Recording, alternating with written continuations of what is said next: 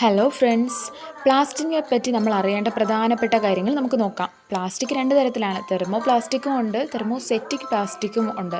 Thermo plastic എന്ന് പറയുമ്പോൾ അത് ചൂടാക്കുമ്പോൾ അത് സോഫ്റ്റ് ആവും, എന്നിട്ട് തണുപ്പിക്കുമ്പോൾ ദൃഢമാവും, പിന്നെയും ചൂടാക്കുമ്പോൾ സോഫ്റ്റ് ആവും, തണുപ്പിക്കുമ്പോൾ ദൃഢമാവും, അങ്ങനെ മാറിക്കൊണ്ടിരിക്കും. അതാണ് തെർമോ പ്ലാസ്റ്റിക്. പക്ഷേ തെർമോസെറ്റിക് പ്ലാസ്റ്റിക് എന്ന് പറയുമ്പോൾ നിർമ്മാണ വേളയിൽ അത് മൃദുവായിട്ട് തന്നെ ഇരിക്കും, സോഫ്റ്റ് ആയിട്ടിരിക്കും. പക്ഷേ തണുപ്പിക്കുമ്പോൾ സ്ഥിരമായിട്ട് ദൃഢമാകും. അതാണ് തെർമോസെറ്റിക് പ്ലാസ്റ്റിക്. തെർമോ പ്ലാസ്റ്റിക്കിന് എക്സാമ്പിൾ PVC, പോളിത്തീൻ ഒക്കെയാണ്. തെർമോസെറ്റിക് പ്ലാസ്റ്റിക് ആണെങ്കിൽ ബാക്കലൈറ്റ്, മെലാമിൻ, ഫോർമാൽഡിഹൈഡ്, റെസിൻ അതൊക്കെയാണ്. അടുത്ത് നമുക്ക് ഇതിൻ്റെ ഇമ്പോർട്ടൻസ് നോക്കാം.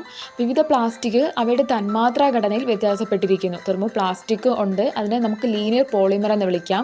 മോണോമറുകൾ നേർരേഖയിൽ ചേർന്നുണ്ടായവയാണിത്. നമ്മൾ നോക്കുമ്പോൾ കണ്ട മോണോമർ ഇരിക്കുന്നത് നേർരേഖയിൽ ചേർന്നല്ലേ ഉണ്ടായിരിക്കുന്നത്. അതാണ് ലീനിയർ പോളിമർ എന്ന് പറയാൻ കാരണം. അടുത്ത് ഇനിയിപ്പോൾ ക്രോസ് ലിങ്ക്ഡ് ആയിട്ട് കണ്ട ഇങ്ങനെ ഒരു കണക്ഷൻ, മോണോമർ ക്രോസ് ലിങ്ക്ഡ് ആയിട്ട് ഉണ്ടായതാണെങ്കിൽ തെർമോസെറ്റിക് പ്ലാസ്റ്റിക് ആണ്. തെർമോസെറ്റിക് പ്ലാസ്റ്റിക്കുകൾ മോണോമർ യൂണിറ്റുകൾ പല ദിശയിൽ കുറുകെ ചേർന്ന ഘടനയുള്ളവയാണ്. ഇവ രണ്ടും തമ്മിൽ ഘടനയിലുള്ള വ്യത്യാസമാണ് ചൂടാകുമ്പോഴുള്ള വ്യത്യാസ സ്വഭാവത്തിന് കാരണം.